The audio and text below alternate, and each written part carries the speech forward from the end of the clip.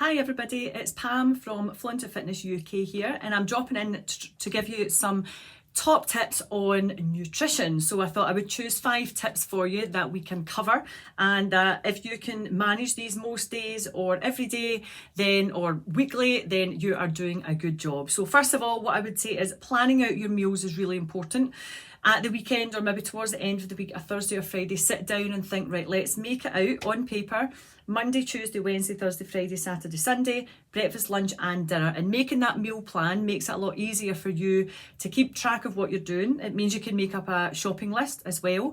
And it means that you're more likely to stick to a plan. So if you've got it actually written down there. I have a blackboard that I scribble it all out on paper first, and then I transfer it on there, and I put on if the kids are having something different as well. So sometimes Andy and I will have different lunches, so that's something that I would take into account and put that up there as well. So I would always say that planning out your meals is really important. Number 2 is I would try to stick to having 3 meals, so breakfast, lunch and dinner, making sure that you've got a good proportion of proteins, carbohydrates, fats, vegetables, fruits on your plate or as part of your meal is really important, so that you're satisfied and you're fulfilled. If you have something quite quick and sharp, maybe for breakfast, by maybe 11 o'clock you're starting to either feel hungry or your mood is starting to go, you're starting to get a little bit anxious about things, and you're very less patient, you're quick off the mark with things, and sometimes that's not good as well. That's what we call hangry.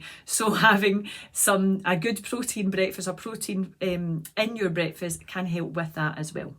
Point number 3, I'm coming back to protein again, because I think generally we sometimes miss the boat on this and we don't eat as much. Protein is one of those foods that make you fuller for longer, so trying to make sure you are adding in protein to your breakfast, to all your meals. Say for example, for breakfast, if you have toast and butter, why not have toast with peanut butter instead, because the peanut butter will add good fats as well as protein in there as well. If you have porridge, maybe adding something to your porridge again, like peanut butter or maybe chia seeds, something that will make it more substantial and keep you fuller for longer. With regards to lunch, making sure again you're having that protein content in your lunch and as well as your dinner. Try and get it to make up a really good portion of your plate. Portion size, quite often we recommend having about a palm-sized, flat hand palm-size portion of protein on your plate, and that should hopefully be enough to keep you full enough.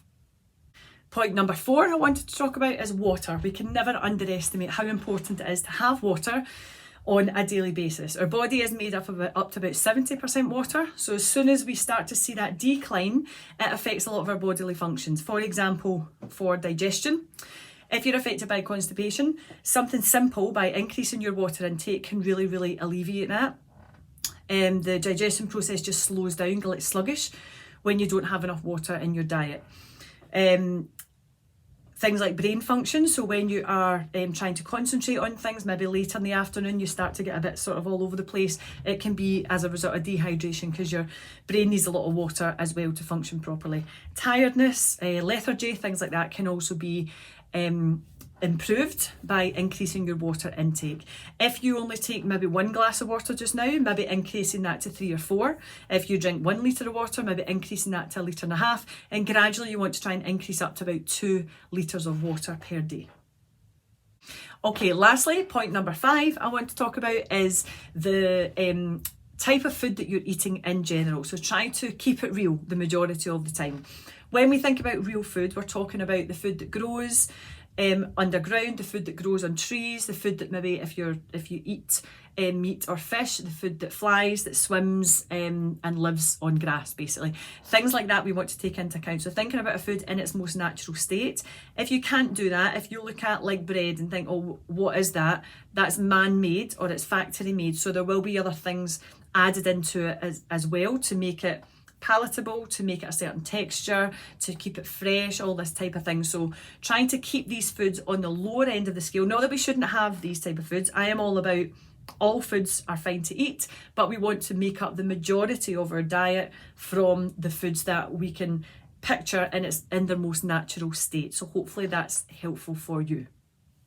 Thank you for joining me for my top 5 nutrition tips. I hope you feel that they have been helpful. They give you a little bit of food for thought, literally. And if you've got any questions, don't hesitate to ask me any questions at all. You can find me on Facebook or Instagram under Flaunted Fitness UK, or you can message me at flauntedfitnessuk@gmail.com. Thanks for watching. See you soon. Bye.